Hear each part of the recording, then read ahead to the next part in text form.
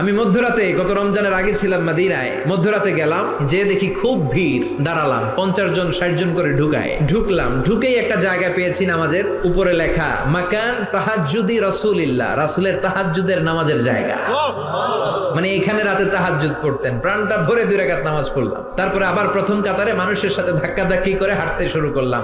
1 সেকেন্ডের জন্য জায়গাটারে খালি পাবেন না। হাজার হাজার মানুষ, হাজার হাজার মহিলা, হাজার হাজার নারী পুরুষ সালাম দেয়। হাঁটতে লাগলাম, হাঁটতে হাঁটতে ডান দিকে কিবলা, বাম দিকে রাউদাতুম মিন রিয়াদিল জান্নাহ, তারপরে একটা ছোট্ট ঘর, ওই ঘরে বিশ্বনবীর হাতের বাম দিকে ঈসা আলাইহিস সালাম দুনিয়াতে এসে ঘুমাবে।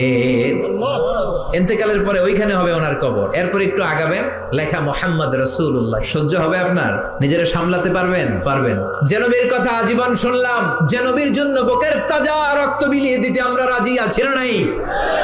ওই বিশ্বনবী নাকি এইখানে ঘুমিয়ে আছে। এই চিন্তা